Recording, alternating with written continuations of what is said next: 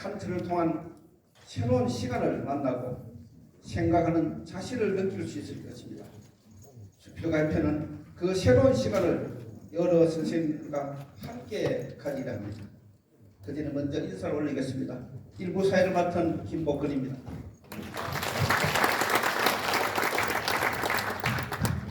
자, 지금부터 2024 시민과 함께하는 인문학 세미나를 시작하겠습니다. 국민 의례가 있을 예정이니 모든 분들은 자리에서 일어나셔서 정면에 함께를 향해 주십시오. 함께 대하여 경례.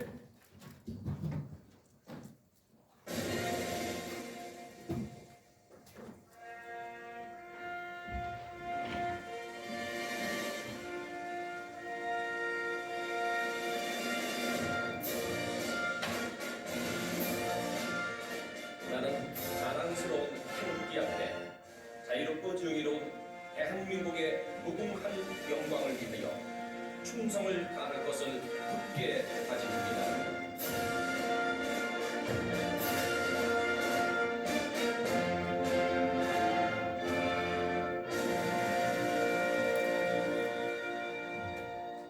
바로 이어서 애국가 제창이 있겠습니다. 애국가는 반주에 맞춰 1절만 부르시겠습니다.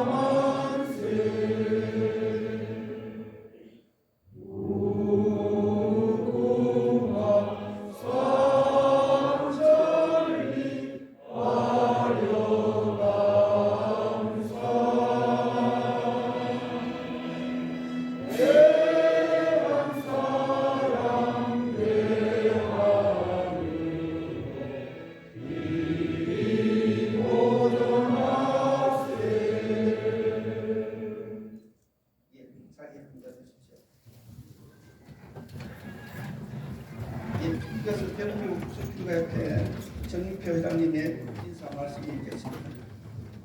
시간 관계상 회장님이지만 1분 내로 부탁합니다.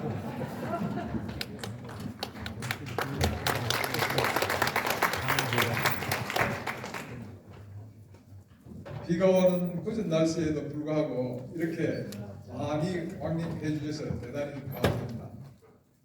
지난해에 이어서 대구 시민과 함께하는 인문학 세미나를 2회 연속 개최하게 되었습니다. 이런 행사를 준비하는 데는 우리 대구 수필가 협회 회원님들의 많은 지지가 있었고, 특별히 대구 문인협회 안준하 회장님과 임원님의 많은 도움이 있었습니다. 해마다 내년에도 또 개최할 겁니다. 인문학 부재의 시대에 경북대학교 홍남 교수님을 모시고 귀한 말씀을 듣는 시간을 드리도록 하겠습니다. 저 이야기는 영양가 교수님 이 정도로 하고요. 특별히 우리 대구 수필가협회 제 10대 집행부 우리 선생님, 집행부 선생님들 이 행사 준비한다고 2개월 동안 아주 보이지 않는 곳에서 열심히 일하셨는데 우리 집행부 선생님 잠시 좀 일어서세요. 우리 특별히 또 부회장님 여기 오셨습니다. 우리 이미경 부회장님이 모든 지휘봉을 지고 전체 총 연출을 하셨습니다. 박수 한번 부탁드리겠습니다. 대단히 고맙습니다. 짧게 한번. 네, 안녕하세요. 세미나 담당을 맡은 대구 수필가협회 부회장 이미경입니다. 올해도 칸트 철학을 듣게 되어서요 굉장히 좋고요. 우리 이 시민과 함께하는 인문학 세미나 있습니다. 그래서 앞으로도 계속 할 테니까 많은 성원 바랍니다. 예, 고맙습니다. 예, 정인표 회장님은 회장님을 맡으시고 열성을 다하고 있습니다. 예, 한 번 더 큰 박수 부탁드립니다. 예. 다음 순서로 축사하실 분이 있죠.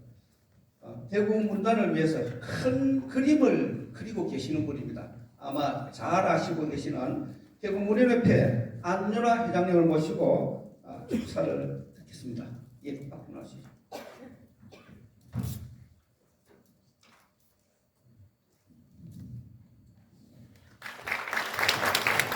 안녕하세요.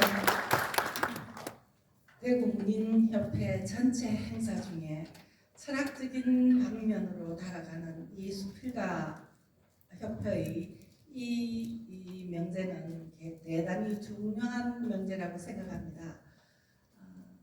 내년에 잘 아시다시피 1,400만 원의 우리 사업비가 줄어들더라도 이거 하나밖에 없는 이 명제를 어떻게 하면 유지할까 지금부터 고민하겠습니다. 감사합니다. 예,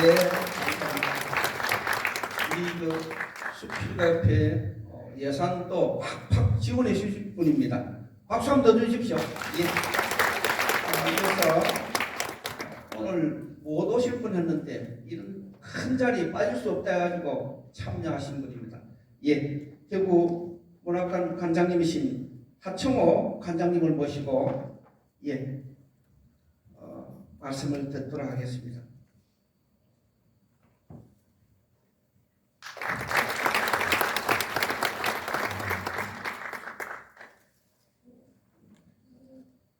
반갑습니다. 깊가는 가을날에 칸트 철학에 관한 좋은 강좌를 개최해 주신 우리 수필가 정인표 회장님과 임원 여러분께 감사의 말씀을 드립니다. 대구문학관은 여러 가지 행사를 하고 있습니다만 이와 같은 학술적인 그런 어떤 강연에는 아직까지는 갖지 못해서 이 자리가 더욱더 뜻깊다고 생각을 합니다. 아무쪼록 이러한 이 문학의 깊이 있는 철학 강의를 통해서 여러분들의 작품이 더욱 깊고 넓고 또 독자들에게 사랑받는 그런 숲이 창작되기를 바랍니다. 짧지만 이것으로서 인사에 대하겠습니다. 고맙습니다. 예, 대단히 감사합니다. 하청호 대구문학 관장님의 격려사가 있었습니다.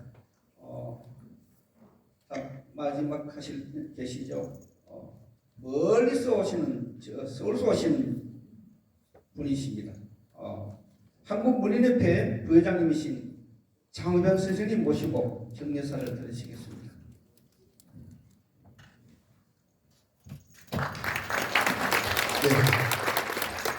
경의 말씀이라기보다는 저도 대구 문인협회 회원이니까요.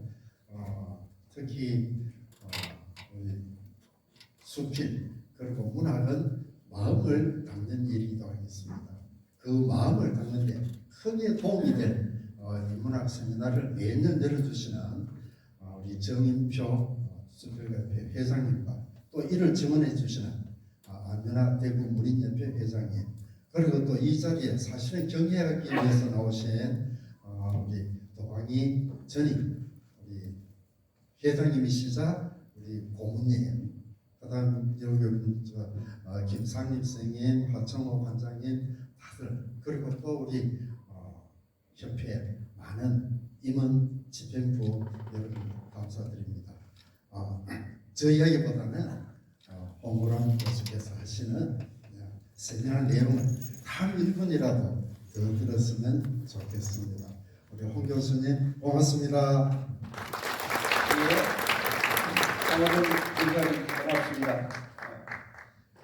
축사와 격려사를 모두 마치고 여기 보면 끝나고 나면 세미나를 열고 이제가 이미경 부회장님 다시 마이크를 넘어가게 되어 있네요.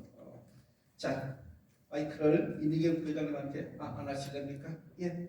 그러면 여기 오늘 축사와 격려사를 해주신 우리 여러 선생님들 4명과 오늘 참여해 주신 우리 수표가와 문단에 계신 여러 선생님께 감사 말씀을 거듭 드리면서 오늘 특강을 하신 경북대학교 철학과 교수로 계신 홍우람 교수님을 모시고 오늘 특강을 들으시겠습니다. 자, 큰 박수로 모시겠습니다.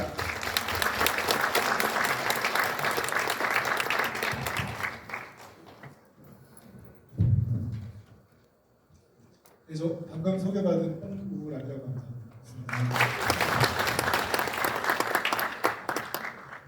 지금 내려보고 아마 다시 켜지고 하려면 좀 시간이 걸릴 것 같아서요. 일단 다른 말씀까지 드리고 시작을 하도록 하겠습니다. 사실 여기 처음 이 강연을 해달라는 이 섭외를 받았을 때 이런 공식적인 되게 대규모의 행사라고는 생각지를 못하고 있었습니다. 그래서 갑자기 여기 처음에 여기 들어오면서부터 뭔가 약간 주눅이 들기도 하고요. 그러네요. 부디 제가 좀 떨거나 그런다고 하더라도 부디 여기 계신 여러분 선생님들께서 너그럽게 이해를 해주셨으면 좋겠습니다. 사실 제가 여기 대구에 내려온 지가 한 3년 정도 됐습니다.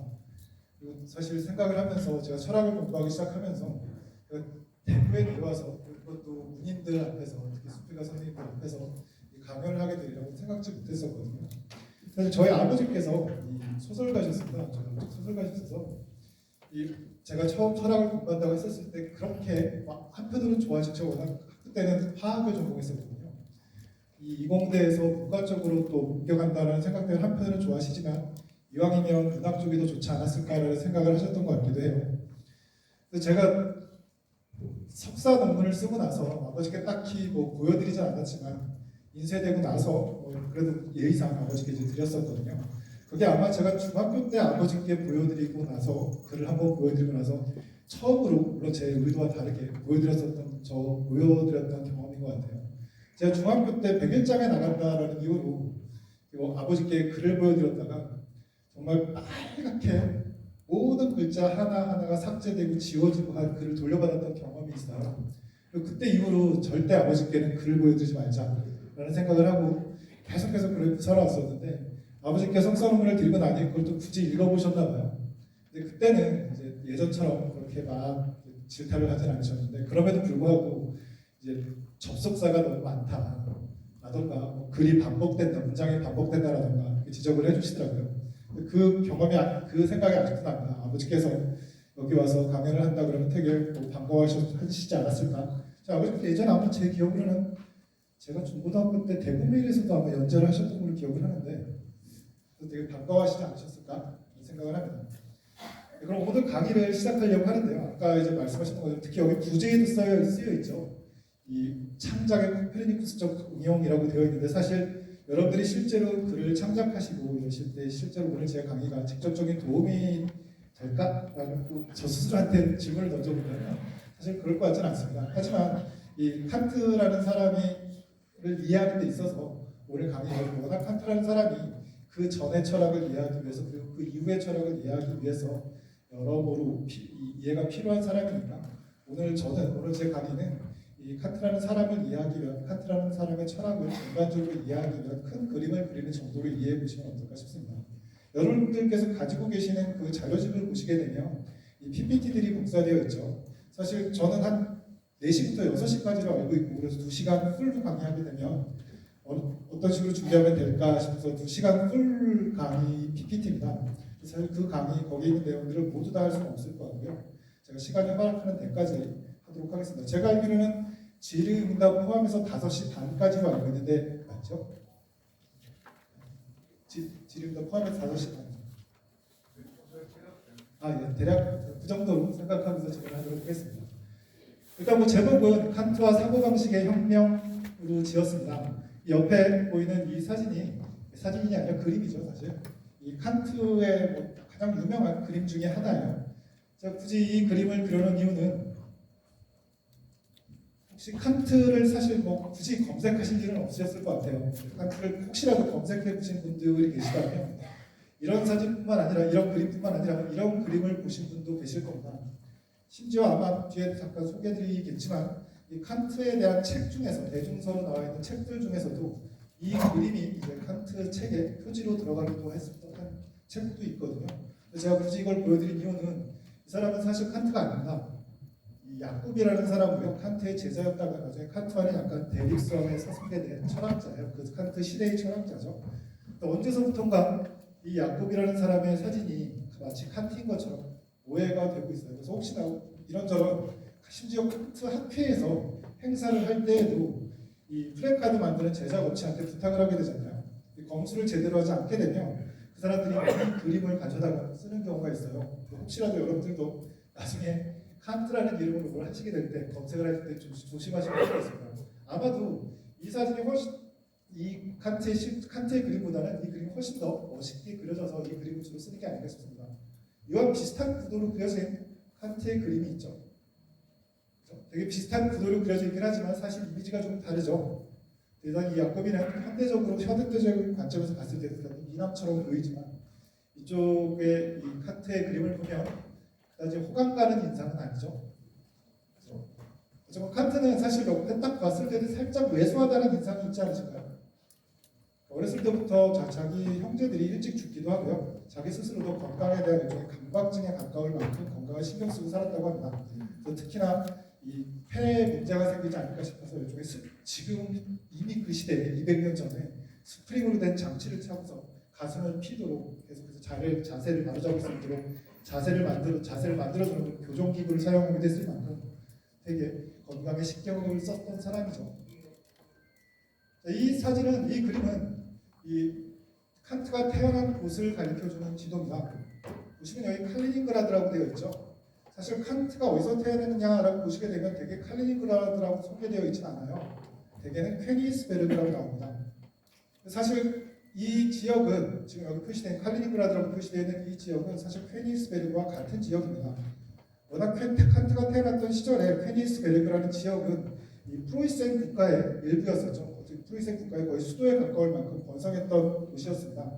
그런데 잘 아시는 것처럼 2차 세계대전을 거치게 되면서 결과적으로 동부 쪽 프로이센 지역이 이 소련에 의해서 점령이 되죠. 러시아에 의해서 점령이 되고요. 그리고 여기까지가 다 나중에 소련의 지역으로 포함되게 되죠. 아마도 러시아는 이 퀘니스베르그가 일종의 이 발트해 연안에 있는 부동항이라고 하죠. 이 부동항으로서 되게 입지가 중요하다는 생각을 어떻게든 간직하려고 했었을 겁니다. 실제로 러시아로부터 지금 소련이 붕괴되고 나서요. 이 여러 나라들이 붕괴된 이후에 여전히 칼리닝그라드라는 지역은 러시아와 떨어져 있죠. 사실 리투아니아나 라트비아 이런 나라들로 갈라져 있죠. 그럼에도 불구하고 여전히 러시아에 속해 있습니다. 뚝 떨어져 있는 여전히 부동항으로서 러시아라는 나라에 속해 있는 상황이죠. 칸트는 뭐 잘 여러분들도 어디선가 들어보셨을지 모르겠습니다.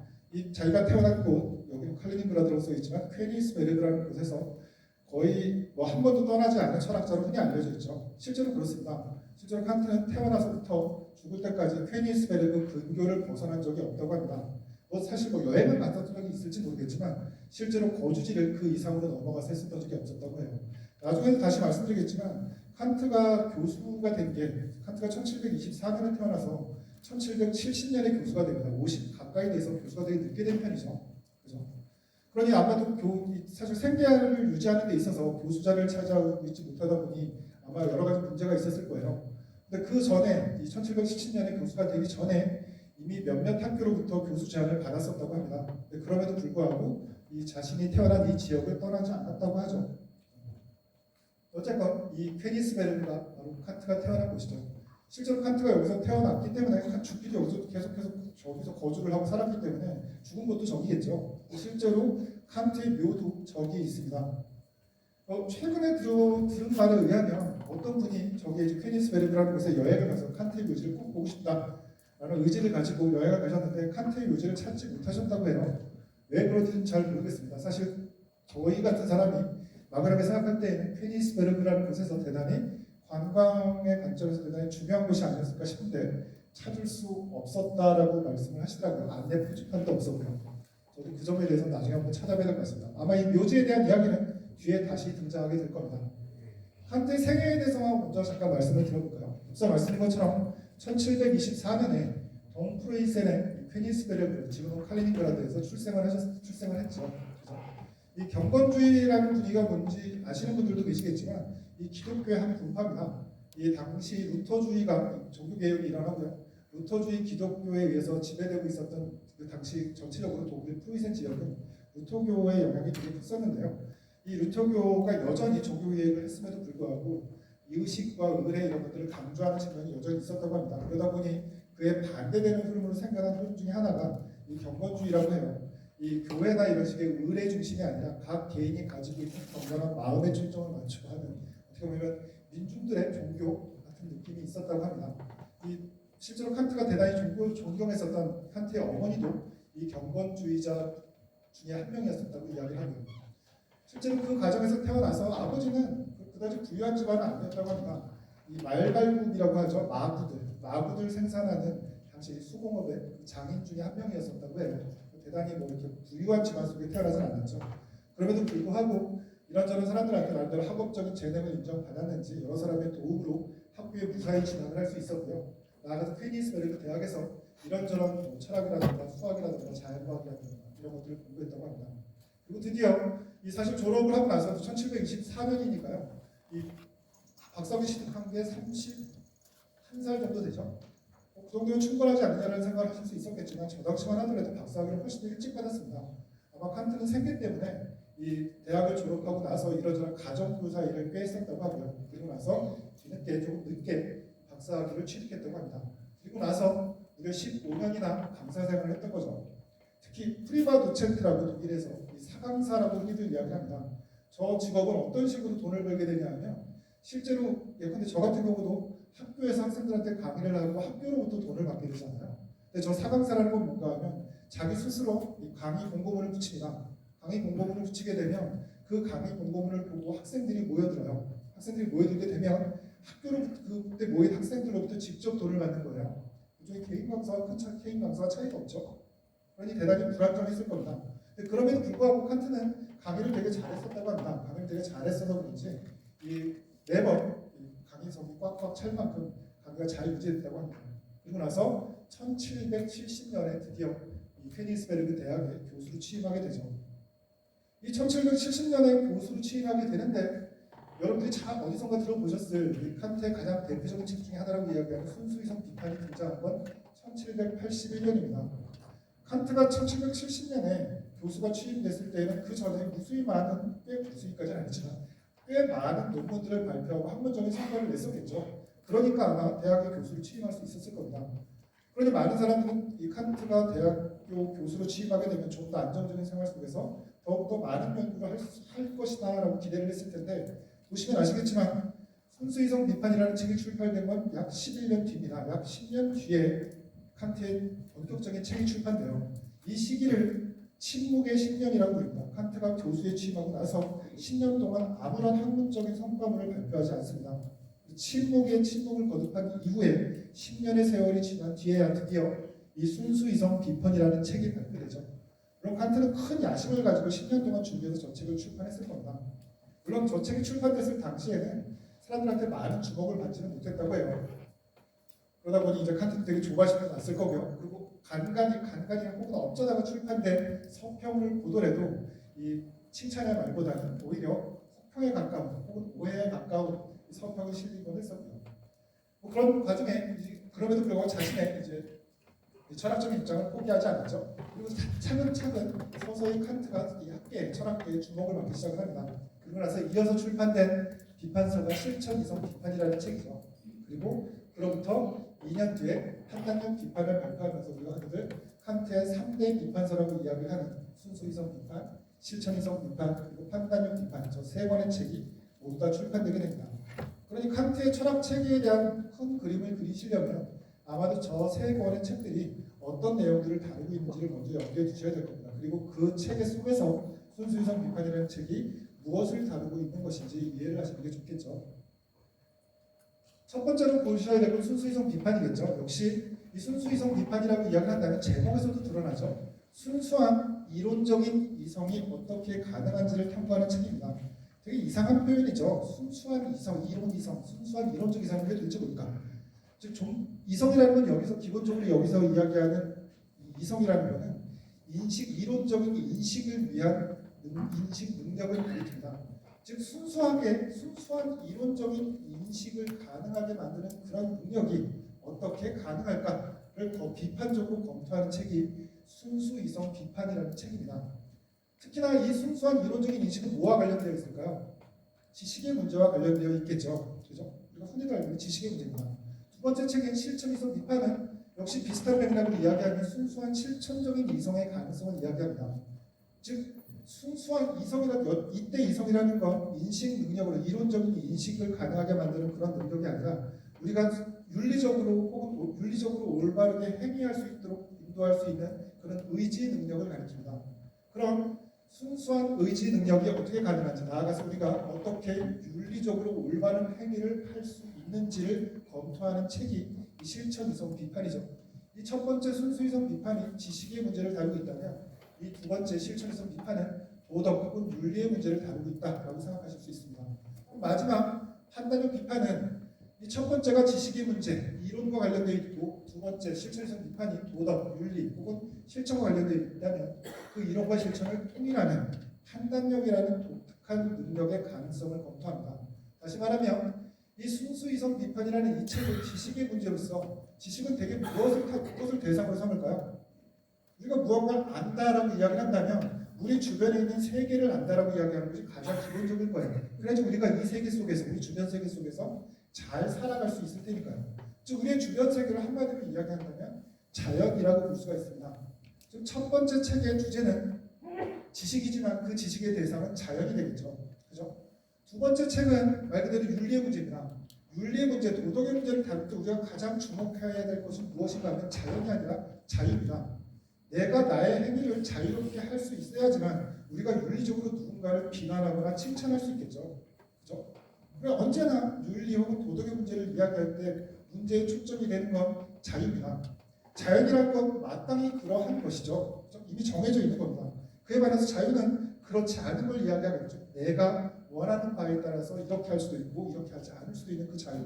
그것이 가능해야지만 우리 누군가가 올바로 행동을 했는지 올바른 행동을 안 했는지 따져 물을 수 있고요. 올바르게 행동하지 않았을 경우에는 책임을 물리고요. 혹은 처벌을 하고요. 올바르게 행동했을 경우에는 칭찬을 할 수가 있겠죠. 즉 자유의 문제가 중요해집니다. 그렇다면 이 판단력 비판은 이 둘의 통일을 다루고 있으니 자연과 자유의 통일을 다루고 있다라고 이야기할 수가 있겠죠.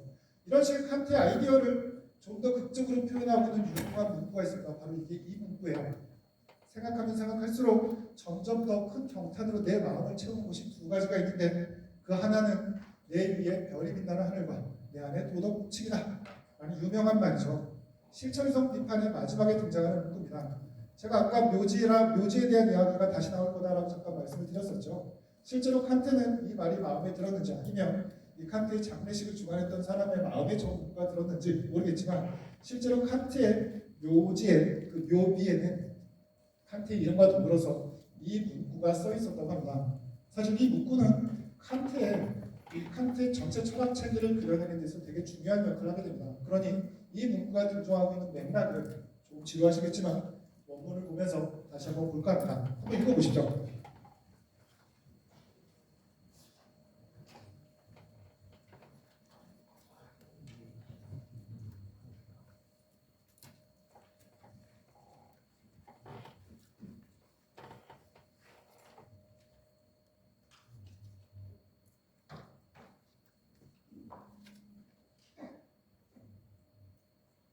실제로 여러분들이 나중에 순수이성 비판 같은 칸트의 책을 직접 읽어보시게 된다면 무엇보다 깜짝 놀라게 될 점이 한 가지 있습니다. 뭔가 정말 안 읽힌다라는 거예요. 한국어로 어떻게 이렇게 쓰여져 있을 수 있을까? 아마 여러분들은 더더군다나 이 문인들이시니까요. 이 한글의 읽힘에 대해서 어떻게 하면 잘 읽힐 수 있는지 또 어떤 글이 잘 쓴 글인지에 대한 고민이 많으실 겁니다. 하지만 기본적으로 이 책은 번역서죠. 뭐 사람마다 평가가 다를 수 있겠지만 칸트가 독일어를 문학적으로 잘 쓴 사람이라고 생각하지 않습니다. 근데 그 책은 그럼에도 불구하고 되게 정확히 쓰려고 노력을 했던 사람이에요. 칸트를 전공하는 사람들은 칸트가 그렇게 정확히 쓰려고 했었던 아름답게 쓰여져 있진 않지만 정확하게 자신의 의미를 전달하려고 했었던 그 구성을 가능한 한 살리려고 노력을 합니다. 원문에 충실한 번역이라는 말로 이제 포장을 하는 거죠. 그러다 보니 그렇게 번역된 문장들이 잘 읽히지 않습니다. 가장 대표적인 예를 한 가지 한번 볼까요? 처음에 그가 등장하죠. 그래서 대명사죠, 그죠? 그것이라고 보셔도 돼요. 저 사람을 가리키는 건 아니니까. 근데 우리 되게 대명사의 역할은 뭘까요? 이미 앞에 나온 말을 받는 게 대명사잖아요, 그죠? 근데 잘 읽어보십시오. 처음 시작부터 제가 인용을 했잖아요, 그죠?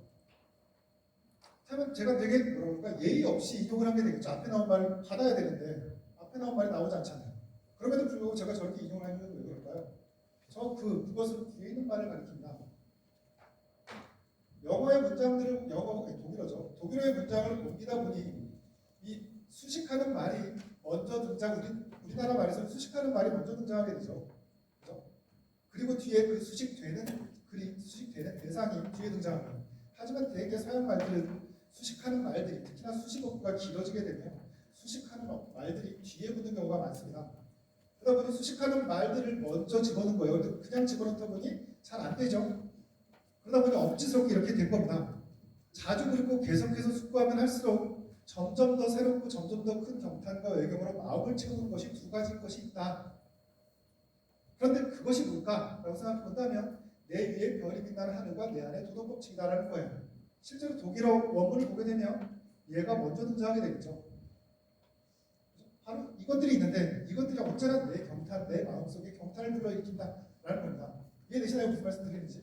그러니 특히나 이런 고전적인 이 철학책들을 보실 때 저런 점에 주의를 하실 필요가 있어요. 사실 저런 글에 익숙해지시는 건 좋은 일이 아니죠. 특히나 여러분들 문장을 위해서 번역투의 문장에 익숙해지는 건 정말 좋은 일이 아니라고 생각을 합니다.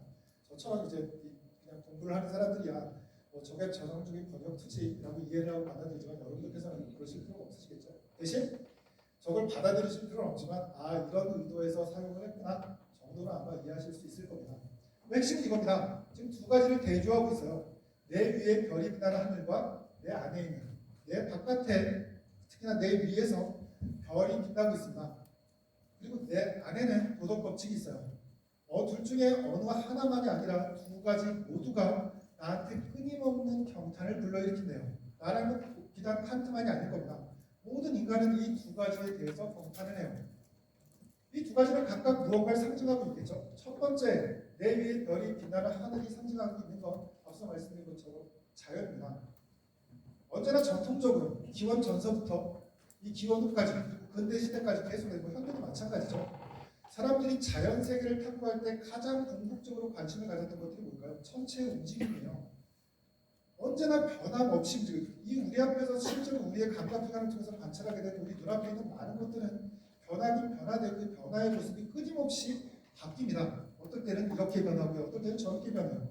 이에 반해서 똑같이 변화하지만 일정한 질서 속에서 변화하는 것들이 딱 한 가지 있는 거예요. 그게 바로 뭘까요? 천체예요. 하루의 움직임이 일정하게 변화하며 한 달의 움직임 그리고 1년의 움직임 심지어 60년의 주기에 따라서 일정한 방식으로 천체가 움직이고 있는 거죠.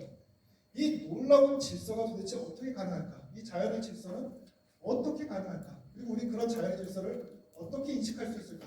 이게 칸트의 마음에 그리고 인간들의 마음에 경탄을 불러일으키는 한 가지 축입니다. 그죠? 또 한 가지 축은 그와 대조되는 무언가예요. 앞서 말씀드린 것처럼 자연과 대조돼서 칸트가 염두에 두고 있는 자유겠죠. 그죠? 왜 이런 식의 대조가 가능한가 한번 생각을 해볼까요? 두 번째 이어지는 단락에서 이렇게 이야기를 합니다. 한번 읽어보시죠.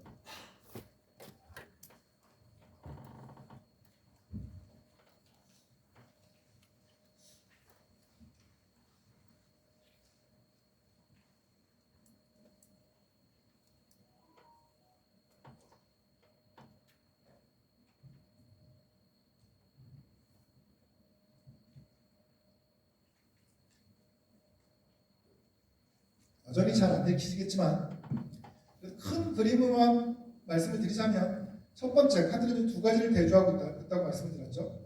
자연을 상징하는 하늘의 천체 그리고 자유를 상징하는 내 안의 도덕 법칙. 첫 번째 자연의 측면에서 봤었을 때 인간은 칸트가 이 두 가지 측면을 이야기할 때에는 인간 자체가 두 가지 측면을 모두 다 가지고 있다고 생각하기 때문이에요. 첫 번째로 인간은 자연의 측면에서 봤었을 때 어떨까요? 다른 동물적인 피조물들, 다른 동물들과 큰 차이가 없는 존재입니다. 그 가장 큰 특징 중에 하나가 뭘까요? 인간 역시 자연의 일부로서 인과적인 법칙에 종속돼서 살아갈 수밖에 없다는 거예요. 예컨대 우리 누군가 제 옆에 와서 저한테 쿵 부딪히면 어때요? 예컨대 쇠구슬한테 쇠구슬이 부딪힌 것처럼 저는 그 충격으로 인해서 밀려날 겁니다. 그죠? 뉴턴의 법칙에 따라서 제 몸 역시 움직여 나가요. 그죠? 심지어는 제 심리적인 욕구들도 어느 정도는 인과적으로 이해가 될 수 있는 것처럼 보입니다. 예컨대 제가 배가 고프면 무언가를 먹으려고 할 거고요. 졸리면 자려고 하고요. 그죠? 그 두 욕구 중에 무언가가 더 클 때마다 시복이 더 크면 잠을 이겨내고 먹을 거고요. 만약에 수면욕이 더 크다면 저는 먹는 것보다 일단 잘 거예요. 이런 쪽으로 실제로 인간이라는 존재는 이 자연의 측면에서 봤을 때는 다른 동물과 비교해서 큰 차이가 없습니다. 물론 조금 더 복잡한 구조를 가지고 있는 동물로 이해될 수 있을지언정 질적으로 동물과 다른 존재가 아니에요. 하지만 그렇다고 해서 이 칸트는 이 자연의 측면을 무시하는 게 아닙니다. 앞서 말씀드린 것처럼 인간까지 포함한 이 자연의 질서는 경탄을 불러일으킬 만큼 놀라운 것이에요. 그죠? 그리고 그런 자연의 질서를 인식해내는 인간의 능력 또한 놀라울 만하고요. 그죠? 하지만 이런 자연의 측면뿐만 아니라 또 한 축으로 인간을 경탄하게 만드는 또 하나의 인간의 측면이 있습니다. 그건 바로 뭐라고요? 자유의 측면이에요. 인간은 한편으로 좀 전에 말씀드린 것처럼 자연의 일부로서 인과관계에 종속되지만 동시에 한편으로 어때요? 자유로운 존재로 이해가 됩니다. 거칠게 이야기를 하자면 인간은 그 어떤 욕구가 나를 강제함에도 불구하고 심리적인 힘을 발휘해서 나를 강제함에도 불구하고 그 욕구를 이겨내고 달리 행동할 수 있습니다. 그 어떤 동물도 그렇지 않거든요. 그 어떤 동물도 강제적인 어떤 힘에 의하지 않는다면 우리가 흔히들 훈육이라고 이야기를 하죠. 혹은 훈련이라고도 이야기할 수 있을 거고요. 어떤 훈련이나 훈육이 아니라면 자신의 어떤 욕구를 이겨낼 수 없죠. 하지만 인간만은 그러한 훈련이나 훈육 없이도 자신의 자유를 통해서 이러저러한 욕구들을 이겨낼 수 있습니다. 그래서 욕구가 제시하는 것과 달리 행동할 수 있어요. 그게 인간이 가지고 있는 자유의 능력입니다. 칸트가 경탄하고 있는 능력이죠. 즉 인간이라는 존재는 한편으로는 자연에 속해 있고요. 한편으로는 동시에 또 자유에 속해 있기도 합니다. 인간이라는 존재를 어느 한 측면만으로 바라볼 때 인간에 대한 오해가 생겨날 수 있다는 거죠. 칸트는 철저히 인간이라는 존재를 두 측면 모두에서 바라봐야 한다라고 이야기를 합니다. 당연히 그렇다면 여기서 또 한 가지 문제가 생겨나죠. 앞서 말씀드린 것처럼 자연의 측면에서 인간을 검토하고 있는 대표적인 책이 순수이성 비판이고요. 자유의 측면에서 인간을 검토하고 있는 또 하나의 책이 실천이성 비판입니다. 그다음 또 하나의 비판서, 판단의 비판의 책은 뭘까요? 앞서 말씀드린 것처럼 자연과 자유의 통일을 다루고 있겠죠. 즉 좀 전에 말씀드린 것처럼 인간은 두 측면을 가지고 있지만 예컨대 인간이 어떠한 욕구에 맞서서 예컨대 나 너무너무 배고파서 눈앞에 있는 무언가를 먹고 싶은 욕구에 강하게 사로잡혀 있습니다. 하지만 나는 자유로운 존재이기도 하니까 함부로 먹어서는 안 되라고 스스로를 통제해. 하지만 생각만 그렇게 하고 여전히 먹어버리면 무슨 소용이 있을까요? 내가 자유의 측면에서 무언가 올바른 것이 무엇인가 고민을 했다면 그것은 실제로 나의 행위로 이어질 수 있어야 됩니다. 즉 이 자연 세계 내에서 작동할 수 있어야만 해요. 즉 자유로운 나의 존재가 염두에 두었던 무언가는 내가 속해 있는 이 자연 세계 내에서 모종의 방식으로 실현될 수 있어야 됩니다. 이 문제가 뭘까요? 자연과 자유의 통일의 문제예요. 그걸 다루고 있는 게 바로 판단력 비판이죠. 즉 좀 전에 말씀드렸던 걸 정리를 해보자면 칸트는 이 두 가지를 계속해서 대조하고 있습니다. 첫 번째로 내 위에 별이 빛나는 하늘과 내 안에 도덕법칙, 그리고 그 안에 속해 있는 동물적 피조물로서의 인간과 예지자로서의 인간. 물론 저때 예지자는 미래를 예측한다는 의미의 예지자가 아니라 날카로운 지혜를 갖추고 있다는 의미에서 이 예지자를 말합니다. 그러다 보니 자연과 자유의 대조가 일어나죠. 하지만 끊임없이 이런 대립만 일어나게 된다면 인간의 윤리적인 측면에서 고려되는 인간의 측면은 실제로 자연과 무관한 되게 허상과 같은 것으로 남게 될 거예요. 그렇죠? 그렇지 않게 하려면 둘의 통일이 필요합니다. 그래서 이렇게 이야기를 하죠. 판단력 비판에서. 한번 읽어보십시오.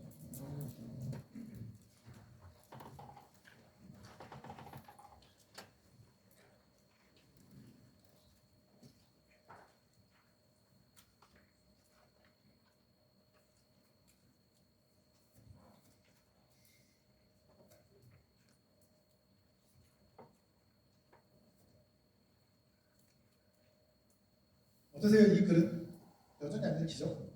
특히나 판단력 비판은 칸트의 3비판서 중에서 제일 안 읽히는 책으로 유명합니다. 물론 이건 되게 속된 말이고 어디 다른 곳에 가서 하셔서 안 될 말이긴 하지만 혹자는 이 판단력 비판이라는 말이 이 책이 1790년에 나왔다고 아까 말씀을 드렸었죠. 그죠? 칸트가 1804년에 죽었습니다. 누군가는 거의 말년에 칸트가 약간 요즘 속된 말이 로망이라고 하죠. 약간 치매 이런 식의 기질이 보이기 시작할 때 쓰여진 책이다. 라고까지 이렇게 혹평을 할 만큼 책이 뭐라고 할까요? 앞서 칸트가 순수이성 비판이나 실천이성 비판에서 했던 말과 잘 어울리지 않는, 정합적이지 않은, 일관되지 않은 주장들을 담고 있어요. 그러니 어떤 사람들이 보기에는 칸트의 체계를 뒤흔들어내는 엉망과 같은 책이라고 이야기를 할 수 있는가 하면 또 다른 누군가는 뭐라고 이야기할 수 있을까요? 앞서 얘기됐던 자신의 주장들을 뛰어넘는 놀라운 새로운 주장들이 제시되는 훌륭한 책이다라고 칭찬하는 사람들도 있겠죠. 대표적으로 이 칸트의 판단 비판에는 미학적인 논의가 더 담겨 있습니다. 특히 전반부는 아주 유명한 숭고라는 개념을 중심으로 해서 제시되는 칸트의 미학 개념들이 담겨 있죠. 한때 이 홍대 미학과에서는 이 판단력 비판 서론인가를 외우게 했었다는 말까지 있을 만큼 아주 중요한 저자이죠. 어쨌건 이 판단 비판이라는 이 책은 뭐라고 이야기를 하냐면 앞서 말씀드린 것처럼 겉으로 보기에 자연 개념과 자유 개념, 칸트가 경탄에 맞지 않았던 자연과 자유 개념은 그 둘 사이에는 너무나 큰 간격이 있어서 서로 결합되기 어려운 것처럼 보인다. 그러니 그 둘 사이에 종합, 통일이 필요하다라고 강조하고 있죠. 그걸 다루고 있는 책이 바로 저 판단력 비판입니다. 이런 칸트의 세 가지 3대 비판서를 다시 한번 떠올려 보자면 이건 칸트의 말을 빌어서 다시 한번 정리를 해볼 수 있습니다. 칸트는 철학이라는 학문이 관심을 가지고 있는 세 가지 질문이 있다라고 이야기를 합니다. 첫 번째는 나는 무엇을 알 수 있는가? 라는 질문이고요. 두 번째는 나는 무엇을 해야 하는가? 라는 질문이고요. 세 번째는 나는 무엇을 바랄 수 있는가? 무엇을 바라도 좋은가? 무엇을 희망해도 좋은가? 라는 질문입니다. 이 첫 번째 질문을 다루고 있는 책이 순수이성 비판으로 주로 인식의 문제를 다루고 있습니다. 즉 자연과 관련된 지식의 문제겠죠. 두 번째, 나는 무엇을 해야 하는가라는 질문은 실천이성 비판과 연관되어 있고요. 주로 윤리학과 관련되어 있죠. 철학의 분야로 이야기를 하자면. 세 번째, 나는 무엇을 바랄 수 있는가, 무엇을 희망할 수 있는가. 이 책은 일종의 역사 철학 혹은 종교 철학의 맥락에서 이야기할 수 있습니다. 판단력 비판도 그 중에 일부가 될 거고요. 칸트는 이런 세 가지 질문을 다루고 있는 철학은 이런 점에서 근본적으로 인간학이다라고 이야기를 합니다. 그런 점에서 인문학이라고 이야기를 하는 거겠죠. 그래서 뭐 자꾸 저희 아버지 이야기를 해서 죄송하긴 하지만 제 아버지가 예전에 저 어렸을 때부터 계속 했었던 말씀이 있습니다. 그 하나가 소설이란, 제가 소설 하셨으니까요. 소설이란 기본적으로 인간학이다.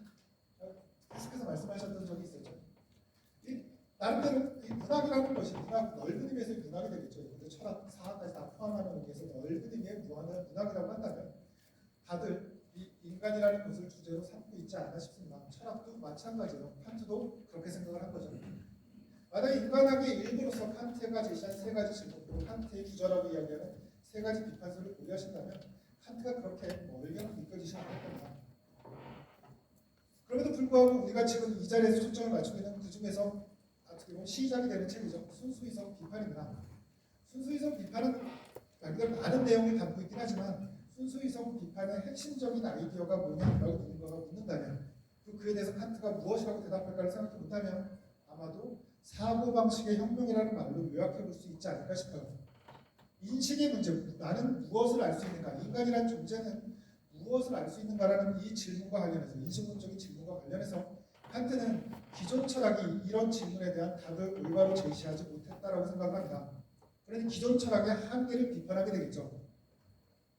그리고 칸트는 그 기존 철학의 한계가 어디에 있었냐 하면 애초에 그들이 공유하고 있었던, 함께 나눠가지고 있었던 사고 방식 자체가 잘못되어 있었다라는 생각을 합니다. 그러니 칸트는 그들과 전혀 다른 방식의 사고 방식을 제안합니다. 사고 방식의 전환을 요청하는 거죠. 사고 방식을 바꿔보자. 그렇다면 문제가 해결될 수 있을 것이다 라고 이야기를 합니다. 그리고 그걸 스스로 코페르니쿠스라는 사람의 이름에 빌어서 연결을 시키죠. 코페르니쿠스가 누군지 기억하시나요? 잘 아시는 것처럼 천동설 하면 프톨레마이오스라는 사람이 떠오르죠. 그죠?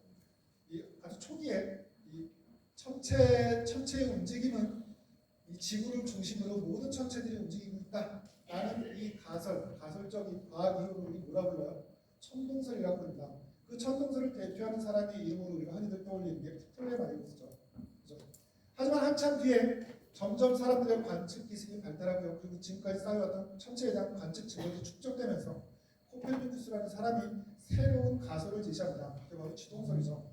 오히려 해가 태양의 중심에 있고요. 지구는 태양을 중심으로 다른 천체들과 더불어서 회전하고 있다는 놀라운 주장을 펼칩니다. 사실 이 천동설, 이 코페르니쿠스가 지동설을 제안했을 때 당연히 우리한테는 당연히 지동설이 승리했겠지라는 생각을 하겠지만 당연히 그렇지 않았죠. 오히려. 왜냐하면 코페르니쿠스가 관측 증거를 가지고 있고 코페르니쿠스 시절에 지동설이 제안됐을 당시의 관측 증거는 천동설로도 충분히 설명이 가능했거든요. 대신 차이는 뭐였을까요? 천동설보다 지동설이 훨씬 더 천체를 단순하게 설명할 수 있었어요. 많은 사람들은 그 지동설이 가지고 있는 그 단순성, 과학이론으로서의 매력이죠. 매료됐었던 거죠. 그러니 그 뒤에 등장한 갈릴레오 같은 사람들은 더욱더 많은 관측 증거를 만드는 게 아니라 축적하게 됩니다. 갈릴레이가 왜 그런 지동설을 증명을 입증할 수 있었다라는 의미가 알려져 있는 가장 큰 이유가 뭘까요? 갈릴레이가 말 그대로 머리가 뛰어나서 그랬을까요? 물론 그것도 있긴 하겠죠. 머리도 좋았을 겁니다. 하지만 무엇보다 중요한 이유 중에 하나는 갈릴레이는 망원경을 가지고 있었거든요. 갈릴레이가 거의 최초로 망원경을 가지고 천체를 관측한 사람입니다. 그러니 새로운 더욱더 놀라운 관측 증거를 발견할 수 있었고요. 천동설이 쉽게 답하기 어려운 이 지동설의 증거라고 불릴 법한 이 증거들을 찾아내기 시작하는 거죠. 물론 갈릴레오 시대에도 여전히 지동설이 완벽한 승리를 거둘 수는 없었습니다. 갈릴레오가 제시한 관측 증거는 여전히 천동설로도 설명이 가능했었거든요. 대신 그걸 설명하기 위해서 천동설은 훨씬 더 복잡해져야만 했습니다. 심지어 아름답게 보일 만큼 무수히 많은 원들로 가득 차 있는 놀라운 천체도가 그려지기 시작을 하죠. 어쨌건 그건 중요하지 않습니다. 칸트가 이 코페르니쿠스라는 말에 빗대어서 자신의 사고방식의 전환을 설명할 때 흥미로운 점 중에 하나는 이 코페르니쿠스가 자신의 그 지동설을 제안했던 책 제목이 혹시 뭔지 아실까요? 천체의 회전에 관하여예요. 천구의 회전에 관하여. 근데 회전이라는 말이 영어로 레볼루션입니다. 레볼루션이라는 말은 우리 지금 오히려 혁명이라는 말을 먼저 떠올리시죠. 하지만 레볼루션이 가지고 있는 가장 기본적인 의미는 회전이에요. 그렇죠? 특히나 천구나 이런 건 천체의 회전이죠. 누군가는 심지어 이 레볼루션이라는 말에 우리가 익숙한 혁명이라는 말 뜻이 포함되게 된 건 이 코페르니쿠스의 책이 출판되면서부터라고까지 이야기를 하는 사람도 있습니다. 그 전까지만 하더라도 혁명이라는 뜻과 결부되어 있지 않던 이 레볼루션이라는 말이 이 천구의 회전에 관하여라는 지동설이라는 주장을 제시하는 이 책에 담김으로 해서 레볼루션이 이 혁명, 지적인 어떤 혁명까지도 포함하는 의미를 갖게 되었다라고 이야기를 한 거죠. 실제로 그 뒤에서야 이 코페르니쿠스 뒤에서야 슬슬 혁명이라는 말이 우리가 알고 있는 의미, 레볼루션이라는 말이 우리가 알고 있는 의미로 사용되기 시작을 하죠. 이러저러 이 근대 유럽 사회의 혁명들을 겪으면서, 즉 칸트는 이 코페르니쿠스적인 사고 방식의 혁명을 통해서 기존과는 다른 사고 방식을 전환시키고 해서 우리의 인식이 어디까지 가능한지 그 범위를 밝혀내기 시작합니다. 이게 순수이성 비판의 핵심적인 작업이에요. 나중에 다시 말씀드리겠지만 순수이성 비판의 핵심적인 작업은 뭔가 하면 앞서 잠깐 말씀드렸죠. 순수한 이론적 이성의 가능성이라는 거예요. 이 말은 뭘 의미한다고요? 순수한 이론적인 자연에 대한 순수한 이론적인 인식이 어떻게 가능한지를 따지고자 하는 겁니다. 다시 말하면 인간이라는 존재가 가지고 있는 인식 능력을 통해서 우리는 어디까지 인식할 수 있을까? 어디까지 인식이 가능하고 어디서부터는 인식이 불가능할까? 인간이라는 존재의 인식 능력의 가능성과 범위와 한계를 규정하고자 하는 것이 순수이성 비판이라는 책의 목표예요. 그 목표를 드러내기 위해서 뭐라고 하고자 해요? 사고방식의 전환을 시도합니다. 이 사고방식의 전환을 통해서 얻어진 결과는 뭔가 하면 우리의 인식이 특정한 한계 내로 제한된다는 거예요. 이건 이중적인 효과를 갖습니다. 적어도 이 한계 내에서 우리는 충분한 우리의 인식을 얻을 수가 있어요. 더 이상 회의주의로부터 위협받을 필요가 없습니다. 하지만 이 한계 너머에 대해서 우리가 무언가 인식할 수 있다고 주장을 하게 된다면 그건 뭐예요? 월권이에요. 부당한 주장이에요. 독단입니다. 그죠? 칸트는 이런 식의 한계를 규정함으로 해서, 즉 지식의 특정한 한계를 규정함으로써 또 다른 신앙이라고 이야기를 하고 있죠. 신앙의 가능성을 마련할 수 있었다고 이야기합니다. 우리는 이 의미가 무엇인지는 이 강의의 맨 마지막에 다시 돌아가서 말씀을 드리게 될 겁니다. 그렇다면 어떻게 지루하세요? 워낙은 가끔 요때쯤 되면 하도 지루하셔서 제가 학생들한테도 그렇고 보여드리는 동영상이 하나 있어요. 보실래요? 뭔지 혹시 예전에 나왔던 시트콤 청담동 살아요라는 시트콤 아시나요? 김혜자가 주인공으로 나왔었고요. 김혜자가 사실 이제 어떤 지방에 살던 사람인데 어떻게 하다 우연히 청담동이라는 지금 서울 강남에 가장 비싼 동네 중에 하나죠. 거기 어떻게 살게 됩니다. 이 사람 사실 그렇게 돈이 많은 사람이 아니에요. 청담동이나 어떻게 길 붙여서 살고 있을 뿐이에요. 또 어떻게 우연히 하다가 이 강남에 정말 아주 돈 많은 사람들 혹은 막 그런 사람들이만 다니는 어떤 최고 백화점에 글 쓰는 과정, 이런 과정에 같이 다니게 됩니다. 그래서 겪는 이런저런 에피소드를 담고 있는 남들 시트콤이에요. 그 안에 나오는 한 가지 에피소드입니다. 볼까요, 그때?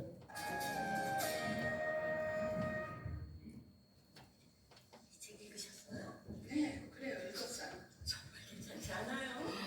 맞아요. 여태 나온 책 중에 제일 괜찮은 것 같더라고요. 그죠? 제 생각하고 너무 똑같아서 읽는데 짜릿했다니까요.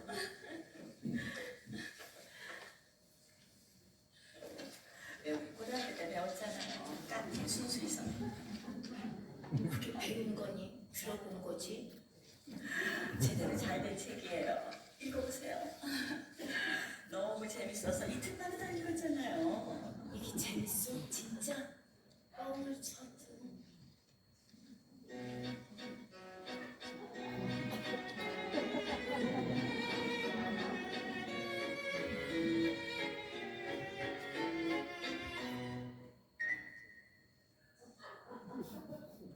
한 시간째 한 장을 이해하지 못하고 있다.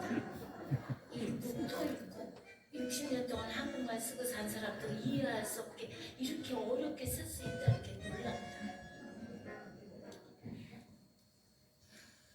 이걸 재밌다고 이틀 만에 읽었다니. 아줌마 여기 라면 하나요?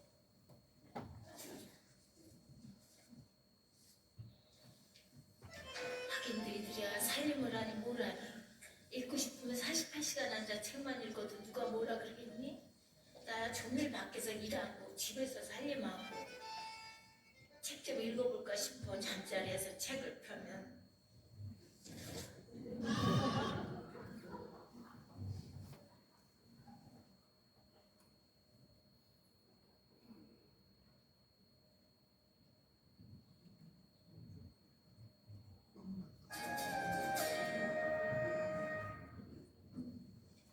이 책 읽으셨어요? 네, 그래요. 읽었어요. 정말 괜찮지 않아요?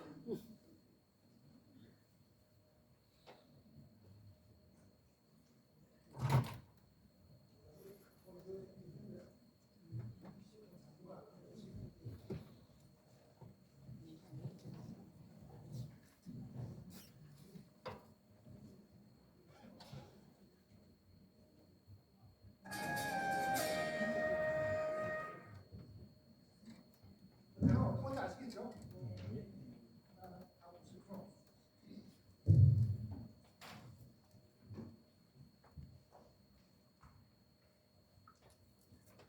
단언컨대 순수성 비판은 재미있는 책이 아닙니다.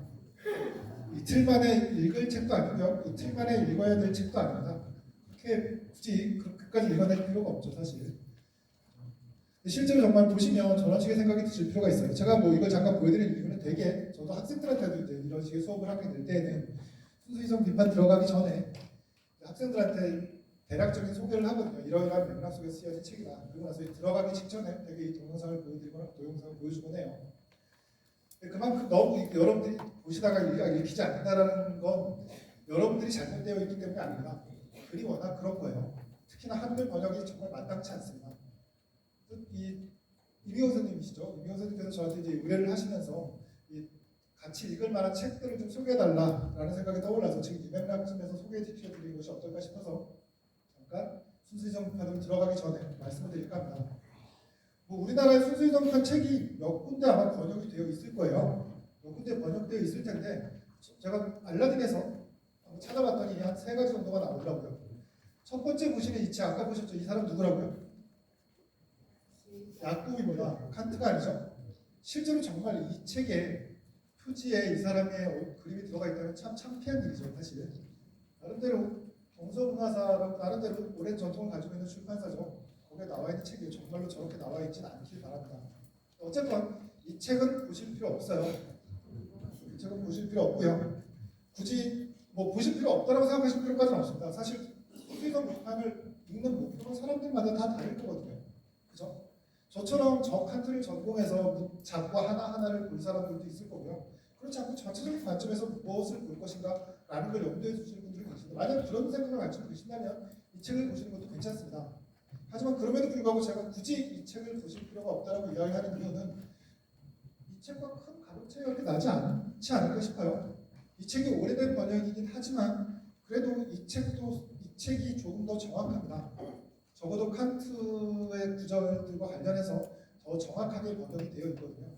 만약에 이 책과 이 책 중에 선택을 하셔야 된다면 이 책을 선택하시는 게 조금 나을 거고요. 조금 더 학문적인 번역을 염두에 두신다면 이쪽을 보시는 게 좋을 거예요. 그죠? 앞서 제가 잠깐 보여드렸던 인용문들 택이 이쪽에서 백조 선생님 번역이죠. 그죠? 물론 사람들마다 앞서 말씀드린 것처럼 그 전형적인 번역투의 문장이 있습니다. 하지만 그것에 대해서 이제 어쩔 수 없긴 하지만 그래서 사실 현재 칸트학회 내에서 새로운 번역을 시도하고 있어요. 다른 칸트의 책들은 대부분 나왔고요. 가장 핵심적인 순수이성 비판과 판단력 비판이 아직 나오지 않았죠. 칸트학회 번역거든요. 나중에 나오게 된다면 그걸 참고하시면 좋습니다. 다시 그래서 말씀드리자면 순수이성 비판을 보실 생각이 있으시다면 넓은 의미에서 이 책 중에 어떤 것들을 보셔도 상관없고요. 그 중에서 좀 더 평이하게 읽으시기에는 그리고 가격적인 측면에서도 평이하게 읽으시기에 이 책이 제일 낫지 않을까 싶습니다. 하지만 가장 정확한 번역을 보시고 싶다 싶으시다면 이 책이 좋을 거예요. 근데 이 책이 가격적인 측면에서 제가 추천을 드리기 어려운 이유는 왜 그럴까요? 여기 보시면 1이라고 되어 있죠. 순수이성 비판을 2권으로 나눠서 번역 출판이 되어 있습니다. 그러니 2권 분량의 돈을 내셔야 돼요. 그러니 정말 가볍게 보시려는 생각에는 너무 부담스러운 가격이죠. 뭐 집에서 한번 보시겠다는 생각이 있으시다면 이 책을 보시는 게 훨씬 더 좋지 않을까 싶습니다. 나아가서 칸트에 대한 개관서도 잠깐 같이 말씀을 드리자면 순수이성 비판에 대한 참고 도서는 아닙니다. 칸트 철학에 대한 일반적인 참고 도서예요. 앞서 말씀드린 것처럼 순수이성 비판은 칸트 책의 일부를 이루고 있기 때문에 칸트 철학 전반에 대한 소개서를 보시게 되면 순수이성 비판에 대한 간략한 입문적인 지식을 얻으실 수가 있습니다. 이 중에서 가장 오래전에 출판된 책은 이쪽 밑에 나와 있는 연도를 신경 쓰실 필요 없습니다. 이 책이 가장 오래전에 번역되어 나온 책이에요. 한때는 칸트에 대한 가장 정통한 소개서가 뭐냐라고 이야기하면 이 책을 많이 추천을 했었습니다. 그럴 만큼 꽤 오랫동안 그래서 실제로 좋은 책이기도 하고요. 근데 대신 책이 압축적이에요. 책이 압축적이어서 대단히 읽을 때 단순히 번역의 문제가 아니라 책 자체가 가지고 있는 내용이 대단히 압축적이어서 이해하기가 생각보다 쉽지 않습니다. 칸트 철학에 대한 전반적인 이해를 이제 좀 더 전문적인 관점에서 얻고 싶다라는 생각이 드신다면 이 책보다는 조금 더 최근에 출판된 이 책을 보시는 게 적절할 거예요. 이마누엘 칸트라는 책이고요. 이 회페라는 그 유명한 이 독일 철학자가 쓴 책이죠. 이 내용도 아주 알차고요. 아주 잘 쓰여진 책 중에 하나입니다. 만약에 이 책들이 그럼에도 불구하고 둘 다 가지고 있는 문제는 뭔가 하면 번역서라는 문제가 있어요. 역시 번역서는 한국 사람이 한글로 직접 쓴 책보다 잘 읽히지 않습니다. 아무리 잘 번역이 된다고 하더라도요. 그런 점에서 이 2권의 책도 같이 말씀을 드리면 어떨까 싶어요. 사실 2 책을 저도 읽어보진 않았습니다. 대신 저자분들을 봤을 때 믿을만한 분이다라고 생각이 들어서 소개를 드리는데요. 이 김상환 선생 같은 지금 서울대 철학과 교수님이시죠. 이 서울대 아마 전공 자체는 데카르트 철학 그리고 나서 근대 철학이시죠. 이 칸트는 대개 근대 철학의 지평 내에서 근대 철학을 종합한 사람 그리고 새로운 현대 철학을 연 사람으로 흔히 평가되죠. 아마 그 관점에서 칸트 철학이 가지고 있는 의의를 잘 소개하지 않았을까 하는 생각이 듭니다. 참 특히 김상원 선생님은 글을 되게 잘 쓰시는 걸로 유명해요. 요즘 글을 제가 읽어보지 못했지만 예전에 해체론 시대의 철학이라고 문학과지성사에 나온 책이 있습니다. 아마 이 김상원 선생님이 처음 낸 책이 아닐까 싶어요. 저서를 처음 낸 책이 아닐까 싶은데 제가 그 책을 아직도 기억하는 이유 중에 하나는 와, 철학하는 사람이 이 정도로 글을 쓸 수도 있구나 라는 생각을 했었던 책입니다. 뭐 들리는 말에 의하면 정말 철저히 탈고를 하고 끊임없이 글을 고쳐 쓰고 하시는 분이라고 해요. 정말 글을 정말 정성 들여서 쓰시는 분이십니다. 요즘 책은 모르지만 정말 아마 잘 쓰시지 않을까? 종종 TV나 네이버 연단 이런 데서도 나오죠. 네이버 연단의 사회자로 종종 등장하신다 하시고요. 그리고 이 책은 좀 더 최근에 나온 책입니다. 이 김수현 선생님은 실제로 칸트 전공자고요. 충북대학교 교수님이 최고까지 하셨는데 지금 은퇴하셨는지 아니면 거의 은퇴 끝머리쯤 되셨을 겁니다. 오랫동안 칸트 철학을 전공해 오셨던 분이니까 믿을 만한 소개서를 쓰시지 않으셨을까와 전공은 실천 철학 쪽을 전공하셨고요. 칸트의 물리학 쪽을 전공하셨던 분이시고요. 그런데 아마 보시게 되면 도움이 되지 않을까 싶습니다. 좀 더 평이하게 보실 생각이 있으신 분들은 이쪽 두 권의 책들을 보시는 게 좀 더 나을 거고요. 좀 더 전문적인 지식을 얻고 싶다라는 생각이 있으시면 아마 이쪽 책들을 보시는 게 좋지 않을까 싶습니다. 무슨 말씀 이해되시죠? 그렇죠? 그다음에 이제 본격적으로 순수이성 비판으로 들어가야 될 텐데 앞서 말씀드린 것처럼 순수이성 비판의 핵심적인 질문은 칸트가 제기한 철학의 근본적인 질문이라고 얘기한 세 가지 질문 중에서 첫 번째 질문, 즉 인간이란 무엇을 알 수 있는가라는 질문과 연관되어 있다고 말씀을 드렸습니다. 칸트는 이 질문을 던지고 여러 가지 방식의 답을 제안하는데 이런 식의 질문을 여러 가지 방식으로 조금씩 바꿔서 표현합니다. 그 여러 가지 방식으로 바꿔서 표현하는 것 중에 가장 대표적인 것 중에 하나가 이거예요. 무엇을 알 수 있는가? 라는 말은 다시 이야기를 하면 우리는 무엇에 대해서 지식을 가질 수 있는가? 라고 이야기를 하는 거겠죠. 무엇에 대한 지식을 가질 수 있는가라는 이 질문을 좀 더 칸트가 정교하게 다듬어서 제시한 질문의 형태가 바로 이겁니다. 선험적이고 종합적인 지식이 어떻게 가능한가? 어떻게 보면 순수이성 비판이 다루고 있는 핵심적인 질문이에요. 그럼 도대체 이 선험적이라는 말, 뭐고 종합적이라는 말이 뭔가? 라는 걸 알아야 되겠죠. 두 개의 수식어가 붙어 있으니까요. 첫 번째로 선험적이라는 말은 경험에 의존하지 않는다라는 의미를 가지고 있습니다. 경험에 의존하지 않아요. 경험이 이렇다고 해서 경험에 따라서 참이 되고 거짓이 되고 이러지 않습니다. 예컨대 잘 보세요. 예컨대 제 이름이 홍우람이죠. 홍우람은 아이가 있다라는 명제가 있다고 생각해 보세요. 이게 참인 건 어떻게 해야 될까요? 경험, 제가 어떤 식의 삶을 살았는지 실제로 어떤 경험을 했는지에 따라 달라지겠죠. 그죠? 이런 것들은 다 선험적인 지식이 아닙니다. 그죠? 혹은 나아가서 제가 아이를 가지고 있는지 안 가지고 있는지는 저에 대한 경험을 하셔야 되겠죠. 그죠? 그렇지 않고서 여러분들이 그 지식을 아실 수 있는 방법이 없잖아요. 그죠?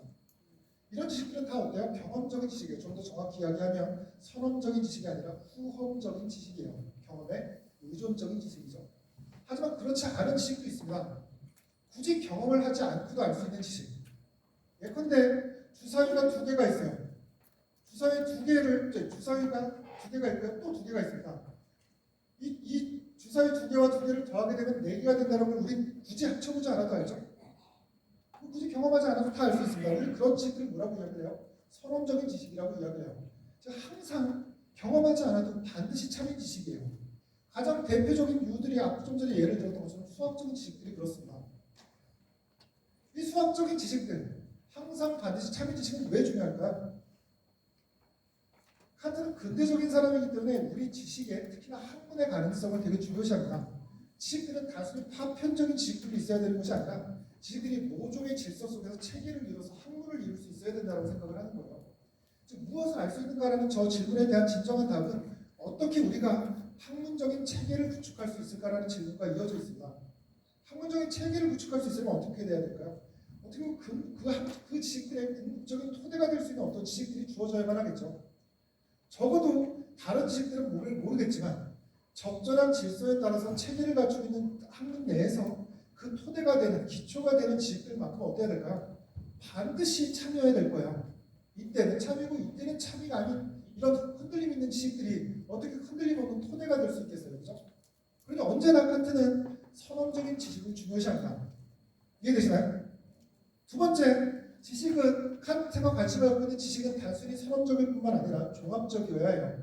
종합적인 지식은 뭘 의미하냐면 세상에 여러 가지 지식들이 있는데 그 중에 선언적인 지식들 중에 예를 들면 허물하면 허물합니다 라는 지식을 생각해 보세요. 참이죠. 그죠? 그건 심지어 허물함이라는 사람을 여러분들이 경험해보지 않으셔도 마찬가지입니다. 그죠? 저는 한 번도 본 적 없고 저를 만나본 적도 없고 아무런 정보도 없지만 허물하면 허물함이라는 뭐예요? 참이에요.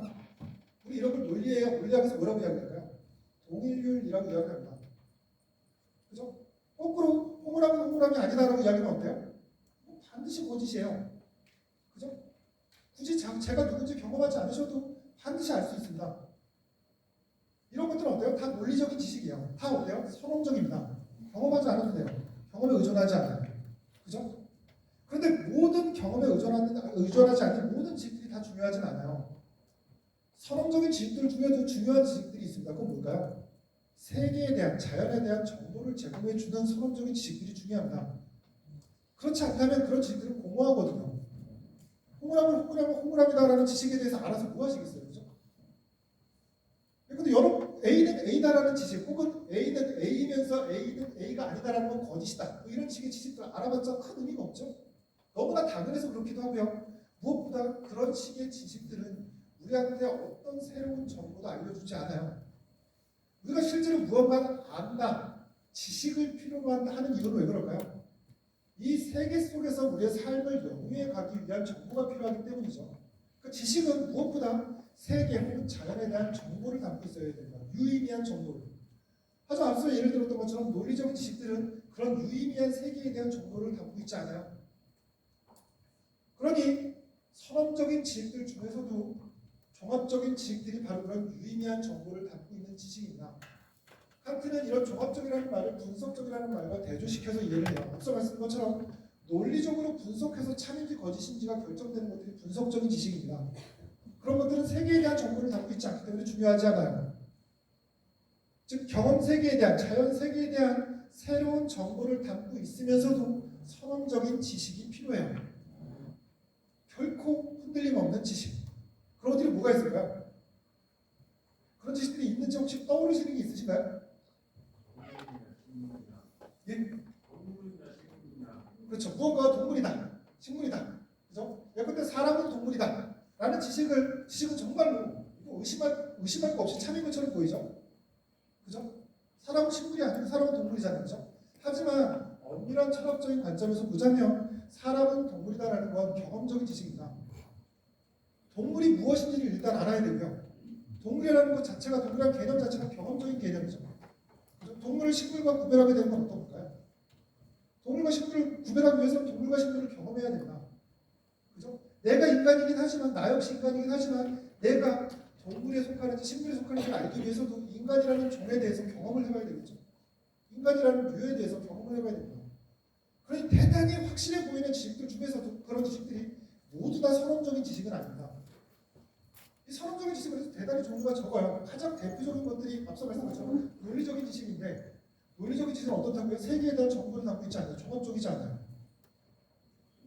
그다음에 정보를 담고 있으면서 선언적인 지식, 세계에 대한 우리한테 무언가를 알려주면서 무언가 결코 거짓일 수 없는 그런 참인 지식이 있다면 대단히 성공적으로 학문의 체계를 구축해 나갈 수 있지 않을까요?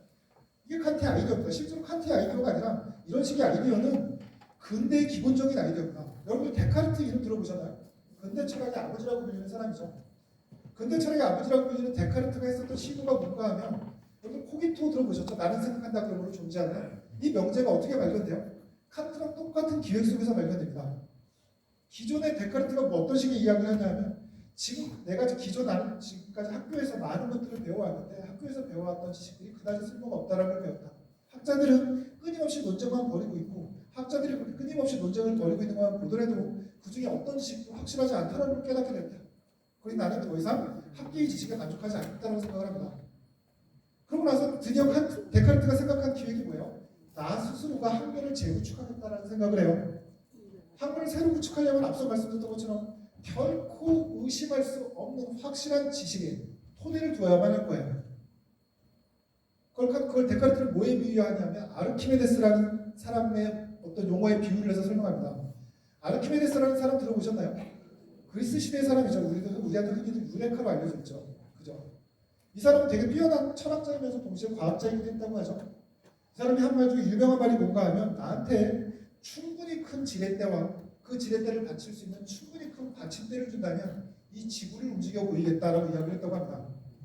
그만큼 지렛대에 대한 과학적 원리를 이해하고 있었던 거겠죠. 이때 이 충분히 큰 지구를 움직일 수 있을 정도로 충분히 큰 지렛대를 떠받치는 그 받침대를 우리 아르키메데스의 점이라고 이야기를 해요. 결코 흔들림 없는 튼튼한 토대를 상징하는 거겠죠. 데카르트가 찾고자 했던 건 바로 그런 모든 학문들의 궁극적인 토대가 되는 흔들림 없는 확실한 지식을 찾고자 했던 거죠.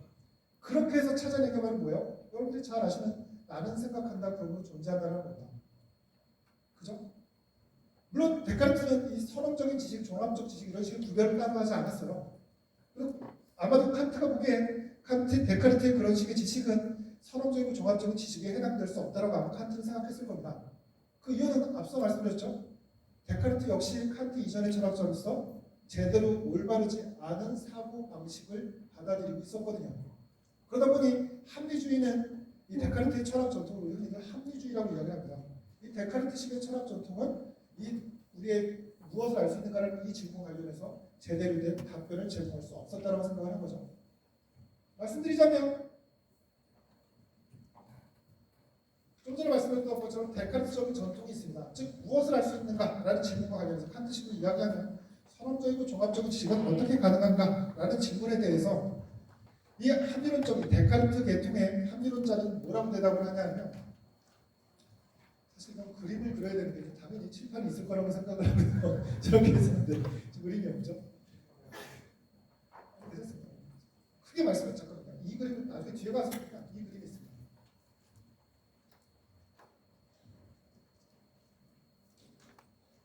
보이시죠? 이게 전형적인 근대적인 사람들의 사고 방식이에요. 우리가 무언가를 인식한다라는 걸 떠올려 보세요. 우리 앞에 인식해야 될 대상이 있습니다. 우리의 인식 대상이 있고요. 이 인식 대상을 안다라고 이야기하는 건 무엇을 의미할까? 먼저 떠올려 보는 겁니다. 근대 맥락에서 뭐라고 이야기했었냐 하면 대상이라는 것이 있고요. 이 대상을 인식한다는 건 뭔가 하면 이 대상에 대해서 우리가 가지고 있는 표상이 있을 거예요. 이미지 같은 게 있겠죠? 내가 가지고 있는 어떤 이미지, 개념, 표상 이런 것들이 내가 마주하고 인식해야 될 대상과 일치할 때 안다라고 이야기를 하는 거예요. 좀 가져다 주셨으니까 잠깐 말씀드립니다. 감사합니다. 표상이라는 말이 있죠. 철학책 보다 보면 표상이라는 말이 참 많이 나와요. 굳이 뭐 영어로 써서 말씀드리자면 뒤에 계신 분들을 위해서 좀 크게 이야기를 해볼게요. 표상이라는 건 리프리젠테이션의 준말입니다. 그걸 명사화한 거죠. 리프리젠트한다라는 거예요. 영어로 이야기하면 프리젠트한다라는 말이 무슨 뜻인가 하면 내 앞에 나타난다라는 거예요. 예컨대 우리 출석 부를 때 외국 사람들한테 뭐 누가 철수 왔니라고 하면 우리는 네 이렇게 대답하잖아요. 외국 사람들은 누구 왔어요? 라고 얘기하면 프리젠트라고 이야기합니다. 저 왔어요. 저 여기 있어요. 제가 여러분 너 앞에 있어요. 라는 의미죠. 프리젠트라는 의미 자체가 내 여기 지금 현재 존재하고 있다는 걸 의미합니다. 즉 내 앞에 어떤 대상이 프리젠트예요. 그죠? 내 앞에 나타나 있으면요. 표상이라는 건 뭐예요? 그건 내 머릿속에 다시 나타나게 만드는 거예요. 예컨대 내 앞에 책상이 있어요. 이 책상을 인식한다는 건 뭐예요? 우리는 이 책상에 대한 이미지, 표상을 머릿속에 가지고 있습니다. 내가 얘를 제대로 인식한다는 건 내가 얘에 대해서 그리고 있는 얘에 대한 표상이 실제 여기 존재하고 있는 이 책상과 정확히 일치할 때 어때요? 참이고 안다라고 이야기하는 거예요. 이해되시나요? 우리 눈앞에 있는 걸 보고 이런 식의 얘기를 하면 좀 그렇지만 예컨대 여러분들이 뭘 떠올려보면 될까? 여러분들 집에 있는 어떤 무언가, 여러분들 집에 있는 텔레비를 한번 떠올려보세요. 텔레비에 대한 이미지를 가지고 계시죠? 그럼 여러분들이 떠올리시는 그 이미지는 이런 표상의 일종입니다. 여러분들이 제대로 표상했다. 만약에 여러분들 집에 있는 그 TV를 제대로 인식하셨다면 여러분들은 지금 그에 대한 제대로 된 이미지, 표상을 가지고 계실 거예요. 물론 완벽히 정확할 필요는 없습니다. 적어도 대략적인 모양이라든가 색깔이라든가. 근데 뭐 여러분들 다 집에 있는 텔레비들에 대해서 정확히 다 알고 계신 거 아니잖아요. 어떤 분은 색깔을 알고 계실 겁니다. 그래서 뭐라고 말씀하시는 거예요? 색깔을 안다라고 이야기를 하는 거예요. 정확한 모양은 모르겠지만 색깔을 표상해요. 우리 집에 있는 텔레비의 색깔. 즉 내가 가지고 있는 표상과 실제 우리 집에 있는 그 인식 대상이 일치하고 있을 때 뭐라고 이야기를 해요? 안다라고 이야기를 해요. 그죠? 이게 전형적인 그 이미지입니다. 그다음 그 기준이 돼야 되는 건 뭘까요? 내가 가지고 있는 갑자기 질려버리시죠? 이상한 그림들이 계속 나와서 질리실 필요 없습니다. 하나하나 하려고 하는 건 아니에요. 내가 가지고 있는 이 표상이 얘와 일치하는지 여부를 따져야지 지식이 가능한지를 이야기할 수 있습니다. 그때 기준점은 뭐겠어요? 대상이에요. 그죠? 뭐와 비슷해요? 어떤 사진이 제대로 된 사진이냐 아니냐를 확인하기 위해서 그 사진으로 찍은 그 실물과 비교를 해봐야 되겠죠. 기준점이 뭐예요? 실물 사진입니다. 실물 자체가 되겠죠. 피사체죠? 얘도 마찬가지예요. 이게 일반적인 전통적인 뭐라고 할까요? 이 인식의 가능성을 따질 때 그리고 있던 그림이었어요. 그런데 전통적인 이 근대 철학의 그림 속에서 떠올리고 있었던 아이디어 중에 하나는 뭔가 하면요. 인간은 왜 이런 식의 그림을 떠올릴 수밖에 없었냐면 인간이라는 존재는 결코 대상을 있는 그대로 인식할 수 없다고 생각을 했거든요. 우린 대상한테 곧바로 나아갈 수가 없어요. 우리는 언제나 우리 안에 있는 표상을 통해서 대상을 인식한다고 생각을 하는 거예요. 왜 그러냐면 앞서 잠깐 말씀드렸던 데카르트도 비슷합니다. 나는 생각한다 그러므로 나는 존재한다라고 이야기한 데카르트 기억나시죠? 내가 직접적으로 내가 의식할 수 있는, 내가 직접적으로 마주할 수 있는 건 오직 나의 의식뿐이에요. 나의 사고뿐입니다. 우린 그런 사고를 매개로 해서 어떤 대상과 관계를 맺어요. 전형적인 근대적인 사고입니다. 지금 우리는 대상에 대한 직접적인 무언가를 관계를 맺지 못하니까 뭘 한다고? 우린 이 앞에 있는 대상을 직접적으로 인식하는 게 아니에요. 어떻게 인식한다고요? 내가 가지고 있는 표상을 매개로 해서 얘를 인식하는 거예요. 내가 얘를 접촉해서 딱딱함이라는 촉감을 얻죠? 그럼 뭘 얻은 거예요? 얘 자체를 얻은 게 아니죠. 얘에 대한 표상을 얻은 거예요. 딱딱함이라는 표상을 얻은 겁니다. 그리고 그 표상을 통해서 우리는 얘를 인식하는 거예요. 뭐라고요? 딱딱하구나 라고요. 근데 사실 이게 되게 표상이라는 말을 써서 이야기하니까 되게 이상한 생각이다라고 생각하실지 모르겠지만 그렇게 상식과 어긋나 있지 않습니다. 좀 전에 말씀드린 것과 비슷해요. 내가 얘를 본다라고 이야기할 때 우리가 얘를 진짜 얘가 저희 눈 안으로 들어오지 않죠. 우린 얘를 봄으로 해서 얘 색깔과 모양 이런 것들이 어때요? 우리 안에 표상을 형성합니다. 그죠? 근데 시각을 한쪽에서 볼까요? 제가 얘를 바라보게 되면 이 네모난 모양이 우리 망막에 형성되겠죠? 그죠? 그 망막에 형성된 그 그림은 모종의 신경계통을 통해서 우리 뇌로 전달될 겁니다. 그죠? 그렇게 얻어진 무언가를 통해서 우리는 뭘 인식해요? 얘를 인식해요.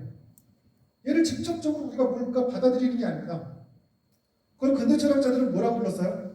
우리가 인식해야 될 대상과 그 대상을 인식해야 될 인식 주체 사이에 인식 주체와 인식 대상 사이를 매개하는 그 무언가를 표상이라고 부르고요. 그 표상은 언제나 우리의 마음 속에 있다고 생각했었어요. 뇌 속에 있다고 생각하셔도 좋고요. 우리의 정신 속에 있다고 생각을 한 거죠. 그리고 뭐라고 이야기를 한 거예요? 인식한다, 안다라는 건 우리 마음 속에 혹은 우리 정신 속에 있는 이 표상이 실제하는 대상과 일치할 때 어때요? 안다라고 이야기를 하는 거예요. 이해되시나요? 만약에 둘이 일치하지 않으면 어때요? 알지 못하는 거예요. 내가 얘를 마주봤는데 얘를 마주보고 안에 표상을 형성했는데 그 표상은 하얗지 않고 빨개요. 그래서 내 앞에 빨갛고 네모난 칠판이 있다고 이야기한다면 뭐라고 생각하시겠어요? 틀렸어라고 말씀하시겠죠. 너 잘 모르네. 너 뭘 본 거야? 뭘 알고 있는 거야? 라고 따져 물으시겠죠. 그죠? 어떻게 보면 우리의 상식과 이렇게 크게 어긋나지 않습니다. 그런데 문제는 이런 식의 사고 방식을 통해서 문제가 해결되지 않는 것처럼 보인다는 거예요. 어떤 문제를 안고 있을까요? 좀 전에 말씀드린 것처럼 우리는 결코 인식 주체로부터 독립적으로 있는 이 인식 대상을 있는 그대로 그 자체로 접촉할 수 없습니다. 언제나 뭘 매개로 한다고요? 표상을 매개로 해요. 그렇다면 그리고 좀 전에 뭐라고 이야기했어요? 지식이라는 건 그런 표상과 우리로부터 독립적으로 있는 인식 대상 사이의 일치라 그랬죠? 문제는 그렇다면 둘 사이의 일치 여부를 어떻게 확인할 수 있을까요? 앞서 사진에 대한 비유를 잘 생각해 보세요. 우리 사진이 제대로 된 사진이냐 아니냐를 검사하기 위해서 어떻게 하면 돼요? 이 사진 놓고요. 실제 그 사진으로 찍은 대상을 놓고 나란히 놓고 비교해 보면 됩니다. 근데 어떻다고요? 우리 표상과 인식 대상을 나란히 놓고 비교할 수 없어요. 우리가 인식할 수 있는 건 언제나 뭐라고요? 표상이에요. 우린 인식 대상을 직접 마주할 수 없어요. 그런데 어떻게 우리는 인식 대상과 표상이 일치하는지 확인할 수 있을까요? 이게 근대 철학이 마주한 문제입니다. 표상이라는 개념을 도입하고려 해서 무언가 인식에 대한 문제를 잘 해결할 수 있을 것처럼 보였어요. 우리의 상식도 잘 설명해낼 수 있을 것 같고요. 그런데 조금 더 깊은 질문을 던지게 되니 문제가 해결이 되지 않습니다.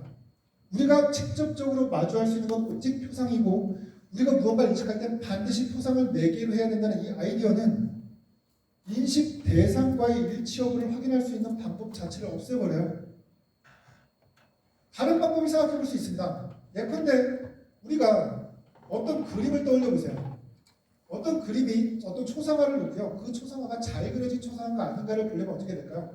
역시 그 초상화의 대상을 직접 확인하면 되죠. 근데 지금 이것과 비슷한 상황이에요. 우리는 직접적으로 그 초상화의 대상을 직접 볼 수가 없어요. 그럼 어떻게 하면 될까요? 그 사람을 그린, 그 사람을 찍은 사진과 비교하면 좀 도움이 될 수 있겠죠?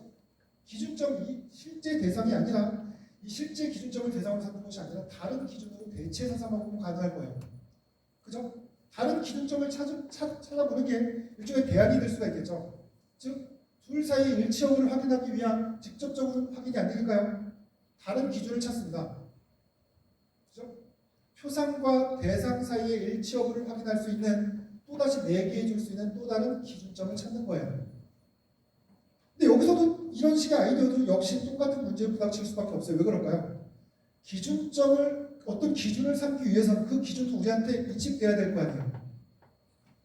그렇다면 그 기준점은 우리의 마음 안에 있어야 될 겁니다. 우리 마음 안에 있는 것만 직접적으로 의식하니까요. 그죠? 그렇다면 이 기준점이 제대로 된 기준점인지 아닌지를 어떻게 확인할까요? 앞서 우리 사진의 예를 들었었죠. 초상화와 실제 그 초상화에 그려진 인물 사이의 일치를 확인하기 위해서 사진을 기준점으로 삼는다는 생각을 해봤었죠. 누군가 보증해줘야 돼요. 그 사진 제대로 된 사진 맞아라고요. 근데 이 사람은 인간의 인식 구조에 대해서 그걸 누가 보증해줄까요? 보증이 안 되죠? 그렇다면 또 다른 기준이 필요할 거예요. 하지만 그 기준은 계속해서 문제에 봉착하게 됩니다. 이해되시나요? 이에 대한 이게 근대 철학이 마주한 문제예요. 이때 앞서 보셨던 합리주의라고 불렸던 사람들의 대안은 뭘까요? 합리주의의 대안은 이 기준점이 잘 안 되니까 그 대안을 선택한 게 뭐야? 아주 단순하게 이야기하면 신입니다. 선한 신이 있는 거예요. 선한 신이 있어서 우리 안에 있는 표상과 우리 안에 있는 표상이 제대로 형성된 거라면 대상과 일치하리라는 걸 선한 신이, 착한 신이 보장해줘요. 예를 들어서 우리가 정상적인 감각 과정을 통해서 정상적인 인식 과정을 통해서 어떤 표상을 형성했어요. 그리고 우리 이 정상적인 과정을 통해서 어떤 표상을 가지고 있으니까 이 표상을 통해서 인식하는 것이 참이라고 생각해요. 그래서 자연스러운 과정이죠. 근데 만약에 그게 거짓이라고 생각을 해보세요. 보장이 안 될 뿐만 아니라 거짓이라고 생각을 해보세요. 우리한테 이런 인식 과정을 심어준 그리고 그런 인식 과정에 따라서 주어진 건 참이라고 믿게 만드는 우리의 창조주의 잘못이 있겠죠? 근데 창조주는 잘못을 저지르는 존재가 아닙니다. 선한 신, 완전한 신, 모든 것을 할 수 있는 신은 우리를 그런 존재로 만들었을 리가 없어요. 우리가 선한 신의 피조물인 한에서 적어도 이 서양 근대 철학의 문화 속에서 보자면 우리가 선하고 전능하고 전선하고 전지한 신의 피조물인 한에서 우리가 정상적인 과정을 통해서 형성한 표상은 그 표상 대상과 일치합니다. 그 일치를 누가 보장해 준다고요? 그냥 신이 보장해 줘요. 그죠? 한편으로 그렇게 보이지만 이 주장은 어떤 식의 문제를 가질까요? 저처럼 정보를 갖고 있지 않은 사람한테는 납득이 되지 않습니다. 왜 갑자기 신이 등장하는지 모르겠어요. 철학이 모름지기 꼼꼼히 근거를 따지는 학문이라면 그 신의 존재, 신은 어떻게 그런 걸 보증해 주는지도 꼼꼼히 따져야만 할 거예요. 그죠? 이때 이런 식의 이 합리주의자들의 이런 식의 시도에 반대를 든 게 칸트 이전에 이미 있었습니다. 그런 사람들을 우리 뭐라고 불러요? 경험주의자다라고 불러요. 경험주의자들은 예측컨대 이 합리론자들이 그래서 신에 보증해주는 대표적인 관념으로 이야기하는 것 중에 하나가 뭔가 본유관념이에요. 인간은 선한 신이 이미 마음속에 몇 가지 관념들을 심어놨습니다. 몇 가지 이러저런 지식의 근본적인 토대가 될 수 있는 관념들을 이미 마음속에 심어놨어요. 우리는 이걸 경험을 통해서 얻지 않고 애초에 가지고 있습니다. 애초에 우리는 이런 관념들을 가지고 있지만 이 애초에 우리 안에 심어진 본유적으로 심어져 있는 선천적인 이 관념들은 세계에 대한 올바른 정보를 담고 있어요. 선천적이면서 심지어 선언적이고요. 나아가서 세계에 대한 정보를 담고 있어요. 종합적이에요. 이거 누가 심어줬다고요? 선한 신이 심어준 거예요. 그러니 우리는 이걸 토대로 삼아서 어때요? 지식을 구축해 나가면 됩니다. 하지만 경험주의자들은 이런 식의 주장을 받아들이지 않아요. 경험주의자의 가장 기본적인 주장은 뭐예요? 이 세상에 본유관념이란 없다예요. 우리의 모든 포상들은, 우리의 모든 것들은 다 어때요? 오직 경험을 통해서만 얻어져요. 경험주의자들이 보기에 본유관념이 존재한다는 선천적인 어떤 관념들이 존재한다는 이런 합리주의자들의 생각은 터무니없는 주장이에요. 만약에 합리주의자들의 주장이 맞다면 어때요? 갓난아기들도 무언가를 알고 있어야 될 거예요. 하지만 우리는 너무나 선명하게 알죠. 갓난아기들은 정말 아무것도 모르죠. 그죠? 경험주의자의 기본적인 주장들, 본유관념이란 없고 우리의 모든 이 사고의 내용들은 경험을 통해서만 얻어질 수 있다는 이 주장을 단적으로 표현한 유명한 구절이 타블라 라사입니다. 흰 칠판, 흰 종이 뭐 이런 거죠. 빈 서판. 우리의 마음은, 우리의 정신은 철저히 빈 칠판과 같아서, 흑판과 같아서, 흰 서판과 같아서 경험을 통해서야 비로소 하나하나 채워져 가는 거예요. 그죠? 하지만 이런 경험주의는 어떤 문제를 안고 있을까요? 지금 좀 전에 합리주의의 이 문제를 해결하기 위한 합리주의의 해결책이 독단적으로 보였다면, 그래서 그걸 거부했다면 경험주의는 이걸 해결할 수 있어야 되겠죠? 하지만 경험주의는 다시 이 문제로 돌아오게 됩니다. 해결이 안 되죠? 그러니 경험주의는 어디로 갈까요? 회의주의로 빠져요. 우리는 결코 확실한 지식을 얻을 수 없어요. 경험주의를 극단으로 밀어붙인 사람의 이름이 휴입니다. 휴. 근대 철학의 맥락에서 경험주의적인 입장을 극단에 밀어붙인 휴는 그래서 회의주의에 도달해요. 칸트가 볼 때 경험주의는 결국 회의주의로 귀결하고요. 합리주의는 뭐로 귀결해요?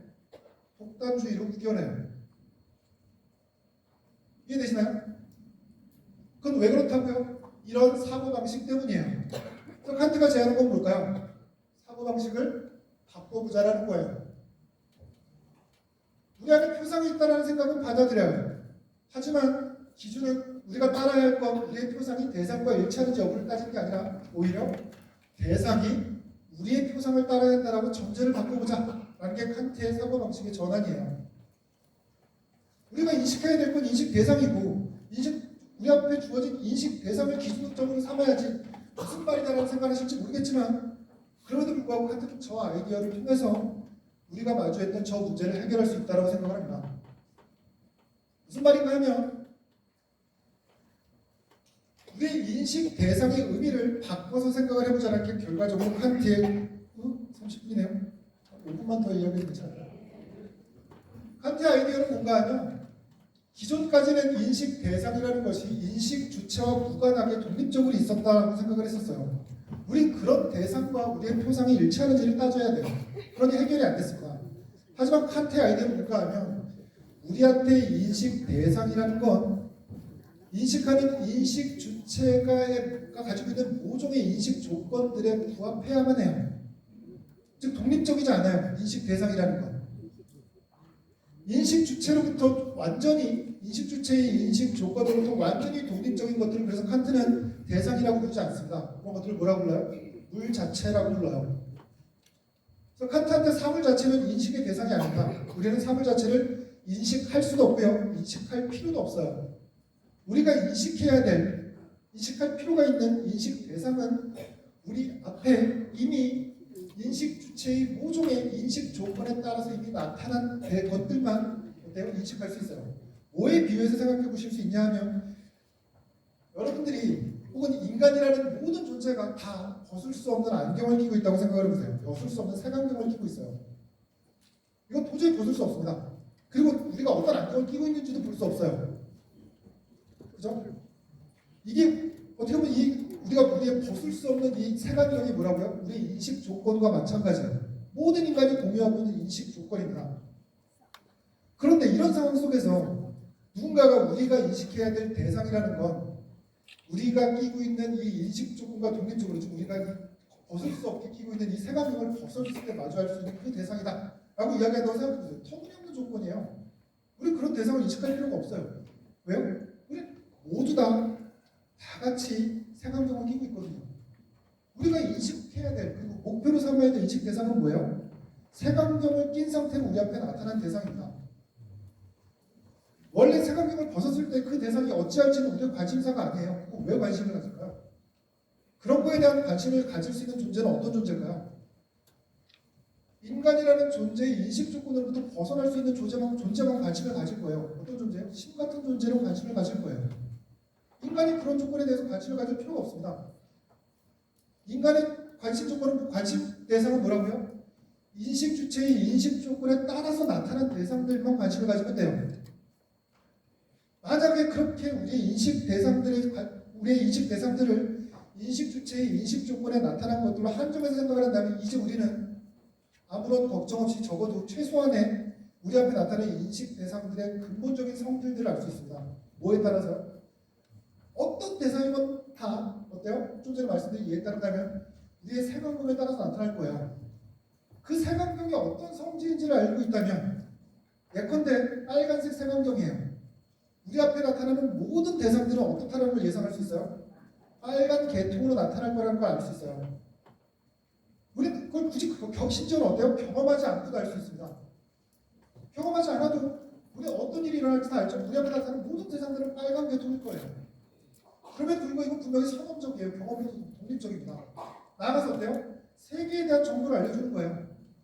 미래, 과거에 나타났던 모든 대상들, 현재에 나타나는 모든 대상들, 그리고 앞으로 미래에 나타날 모든 대상들도 그러하리라는 대단히 일반적이지만 나름대로 유용한 정보를 제공해줘요. 그죠? 칸트가 보여주고자 하는 건 바로 이 사고방식의 전환입니다. 칸트가 순수이성편을 통해서 제안하는 건 바로 저 사고방식의 전환. 나가서 뭘 규명하고자 할까요? 그 제안대로 인식 주체의 인식 조건이 도대체 뭘까를 규명하는 게 순수이성 비판의 작업입니다. 그래서 여러분들 아시는 것처럼 어디선가 무슨 칸트에 대해서 좀 익숙하신 분들은 범주라는 말 들어보셨죠? 그 범주라는 말이 바로 거기에요. 인식 주체의 인식 조건으로 제시되는 겁니다. 우리는 이 세계에서 우리 앞에 나타나는 인식 대상들에 대해서 사고할 때, 생각할 때 반드시 12개의 개념들을 기초로 삼아서 생각해요. 이게 칸트의 아이디어예요. 이 아이디어, 12개의 범주가 그런데 중요한 게 아닙니다. 여러분들이 나중에 혹시라도 순수이성 비판을 읽게 된다면 12개의 범주가 무엇인지 머릿속에 외워놔야지 이런 거 생각하실 필요 없어요. 다 나중에 책만 찾아보면 나오는 걸 뭐하나 외워두시려고 하세요. 중요한 건 뭐라고? 이게 아이디어예요. 칸트가 왜 범주를 찾고자 했을까? 그건 바로 이 아이디어 때문입니다. 사고방식을 바꿔서 우리한테 나타나는 우리가 인식해야 될 인식 대상은 인식 주체의 인식 조건으로부터 독립적인 그런 대상들이 아니라 인식 주체의 인식 조건에 따라서 우리 앞에 대상으로서 나타난 것들로 한정해야 된다라는 게 칸트의 아이디어예요. 사고방식의 전환입니다. 그리고 그럼으로 인해서 칸트가 던졌던 질문, 무엇을 알 수 있는가? 그리고 선언적이고 종합적인 인식은 어떻게 가능한가라는 질문에 대해서 나름대로 답변을 마련할 수 있었던 거고요. 그 전에 합리주의자도 그리고 경험주의자도 마련할 수 없었던 답변이죠. 그 질문에 답하기 위해서 합리주의자는 독단주의로 빠졌고요. 경험주의자는 결국 회의주의로 빠졌습니다. 하지만 칸트는 이런 아이디어 덕분에 나름대로 그것이 옳고 그른 걸 떠나서 둘의 독단주의로도 회의주의로도 빠지지 않는 그러면서도 나름대로 답변을 제시할 수 있는 또 하나의 방법을 찾아낸 거죠. 칸트의 이 아이디어는 뒤이어서 독일 관념론이라는 흐름으로 이어지게 됩니다. 그렇죠? 우리 시간이 다 돼서 오늘 제 강의는 여기까지 마치는 것이 좋지 않을까 싶습니다. 네, 좀 긴 강의 지루하셨을 수도 있을 텐데 들어주시면 감사합니다. 수고하셨습니다. 교수님께 감사드리고 저는 참 이 강의를 이 철학을 시와 수필에 접목시키려니까 참 어렵다는 걸 느꼈습니다. 그렇지만 여기 계신 분들은 또 틀리니까 혹시 질문 한 분만 받겠습니다. 질문하실 분? 예.